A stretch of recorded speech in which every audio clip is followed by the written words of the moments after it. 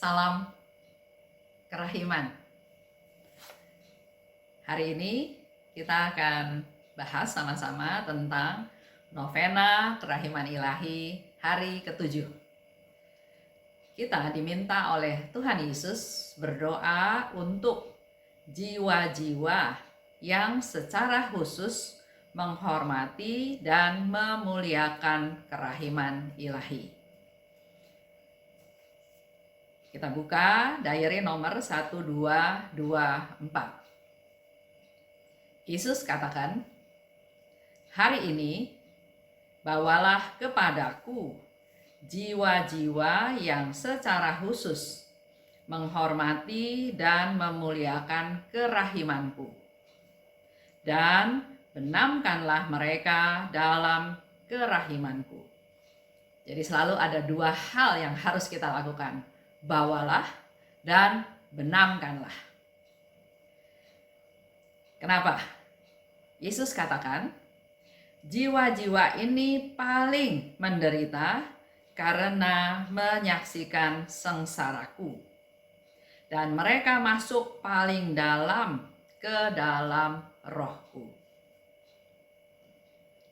Mereka adalah gambar yang hidup dari hatiku yang maha rahim. Kita mendapat masukan dari Tuhan Yesus, boleh menjadi refleksi buat diri kita masing-masing. Kita yang menyebut diri devosan kerahiman ilahi, atau menyebut diri murid-murid kerahiman ilahi. Coba lihat, evaluasi, apakah sesuai dengan apa yang Yesus katakan. Jiwa-jiwa ini paling menderita karena menyaksikan sengsaraku. Kita dilatih oleh Tuhan Yesus setiap jam 3 petang merenungkan sengsaranya yang pedih. Yesus katakan, kalau bisa lakukan jalan salib. Dan jalan salib tersebut bukan hanya perhentian demi perhentian, tapi usahakan menggali, mendapatkan pencerahan dari setiap peristiwa tersebut, supaya kita bisa ikut menderita bersama sengsara Tuhan. Dan Yesus katakan, mereka masuk paling dalam ke dalam rohku. Itu yang menjadi impian kita, target kita semua, bahwa ayo kita belajar untuk bisa masuk ke dalam rohnya Tuhan, ke dalam penderitaan Tuhan, ke dalam sengsaranya Tuhan.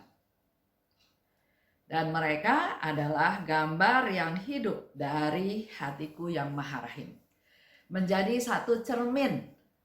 Kalau orang melihat orang-orang yang mengkhususkan diri untuk sebagai penyebar luasan kerahiman ilahi, harusnya orang-orang ini menjadi cermin yang hidup dari Yesus. Orang melihat dia, melihat Yesus, meneladan Yesus, menjadi gambar yang hidup, yang nyata dalam hidup sehari-hari. Dalam kehidupan yang akan datang, Yesus katakan, jiwa-jiwa ini akan bersinar dengan kecemerlangan istimewa. Akan bersinar. Jadi bukan kita yang berusaha supaya kelihatan, supaya bersinar, tapi Yesus katakan dalam kehidupan yang akan datang, jiwa-jiwa ini akan bersinar dengan kecemerlangan yang istimewa. Tidak seorang pun dari mereka akan terjerumus ke dalam api neraka. Janji Tuhan. Kita semua hidup di dunia suatu hari akan mati. Dengan berbagai cara. Dalam beberapa saat terakhir ini, ada beberapa teman, khususnya teman-teman yang berdevosi kepada kerahiman ilahi, para devosan kerahiman ilahi yang meninggal. Tapi sharing dari saya hadir, saya lihat, bahkan pernah ikut sebelum mereka meninggal ya dalam keadaan sekarat, tetap ada sukacita, ada penyerahan total, ada ya kedamaian. Bisa menerima fakta tersebut, diajak berdoa koronka, masih berdoa koronka dengan penuh semangat, padahal seluruh badannya sudah sakit karena sakit kanker ya. Tapi dia masih terus berdoa dengan sungguh-sungguh. Hidupnya sehari-hari dari masa sehat, dari sebelum mungkin puluhan tahun yang lalu, dia sudah terus merenungkan, menjalani, melaksanakan apa yang Tuhan Yesus minta melalui Suster Faustina dari Diary Faustina.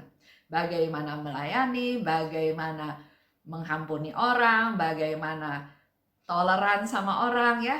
Itu semua ternyata menjadi bekal dia untuk pulang ke rumah Tuhan. Semuanya sudah siap, akhirnya dia pulang dengan damai, dan waktu saya lihat jenazahnya sangat cantik, luar biasa. Dia meninggal dalam damai Tuhan. Dan Yesus katakan, tidak seorang pun dari mereka akan terjerumus dalam api neraka. Ada lagi teman yang lain juga meninggal dalam kasih Tuhan, dalam pelukan Tuhan, dalam kehadiran Tuhan. Karena dengan kita berdoa koronka dalam masa sakaratul maut, Tuhan Yesus janji dia akan hadir. Bukan sebagai hakim yang adil, tapi sebagai juru selamat yang maha rahim. Dan Yesus katakan lagi, secara istimewa, aku akan membela setiap orang dari mereka pada saat kematiannya. Janji Tuhan. Yesus akan membela kita, orang-orang yang betul-betul menghormati kerahiman Tuhan. Bukan hanya ibadat, melakukan doa koronka, jam kerahiman, pesta kerahiman ya, tapi nyata menjadi gambar yang hidup dari Yesus dalam hidup kita sehari-hari. Yesus katakan, aku akan membela setiap orang dari mereka pada saat kematiannya. Saat kematian itu adalah saat yang paling ngeri, kritis, yang menentukan setelah mati kita kemana. Dan Tuhan Yesus janji buat kelompok orang ini, jiwa-jiwa ini adalah Tuhan akan membela setiap orang pada saat kematiannya ya, orang dari kelompok ini. Nah, kalau kita lebih perhatikan lagi, kita bisa lihat di 1075. Yaitu jiwa yang menyebarkan penghormatan kepada kerahiman ilahi. Maka Bapak Ibu mari berlomba-lomba pakai waktu yang ada, hati tulus untuk mewartakan kerahiman Tuhan. Kalau ada orang yang bersalah, ampuni. Kalau ada orang yang salah, nasihati dengan segala macam resiko. Mungkin mereka nggak terima ya kita kasih nasihat, tapi kita sudah melakukan bagian kita. Menasehati bukan supaya kita kelihatan hebat, tapi justru itulah perbuatan belas kasih rohani yang Tuhan minta. Dengan segala resiko, dibenci, dibilang sok suci, dibilang sok tahu, abaikan. Yang penting Tuhan Yesus cuma katakan selalu berbuat baik. Kalau baca lebih jelas ya di 1075, Yesus katakan akan dilindungi seumur hidupnya. Jadi mulai dari sekarang kita masih hidup, kalau kita masuk ke dalam kelompok ini, Yesus katakan dia akan melindungi seumur hidupnya. Dan pada saat kematian, Tuhan datang bukan sebagai hakim, tapi sebagai juru selamat yang maha rahim. Jiwa yang mengusahakan kesempurnaan mengandalkan Tuhan. Kita memang manusia berdosa, papa tidak berdaya, masih ada kedagingan. Tapi yang penting kita harus lakukan adalah punya niat untuk mengusahakan kesempurnaan.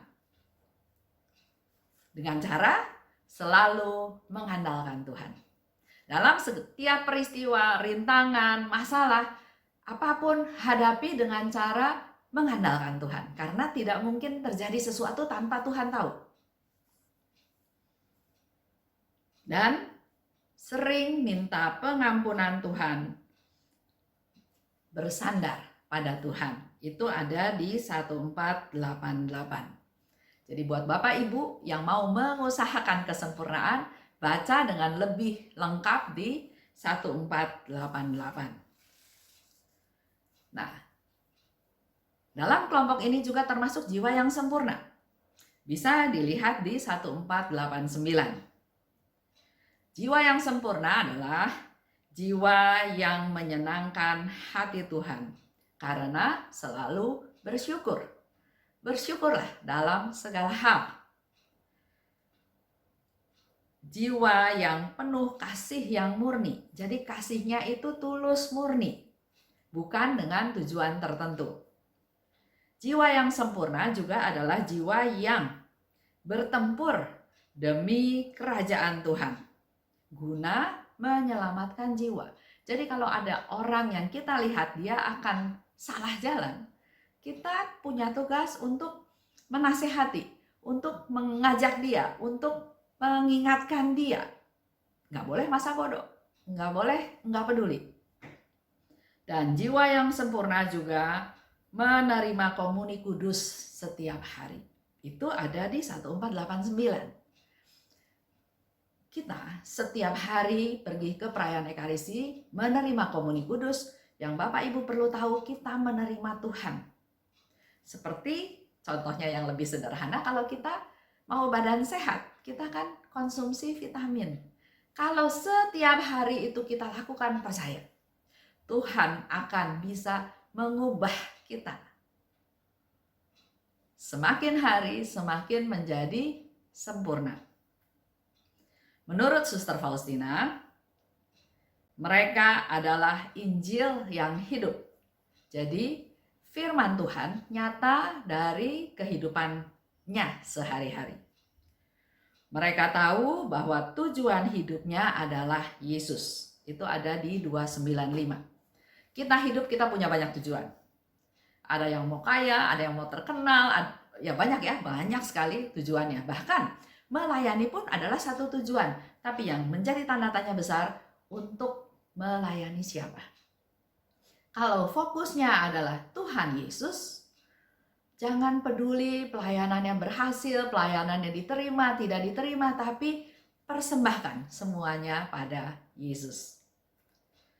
Dan kebahagiaannya adalah memenuhi kehendaknya. Itu ada di 775.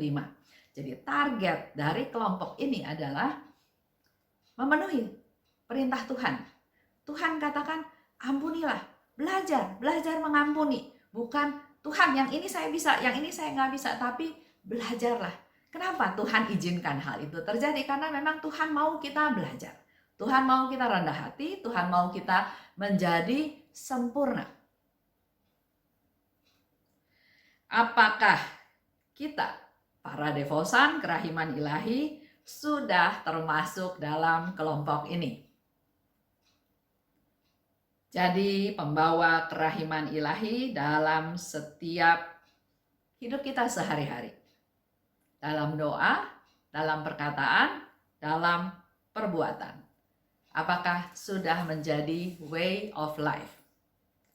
Itu aja yang menjadi bahan evaluasi kita semua.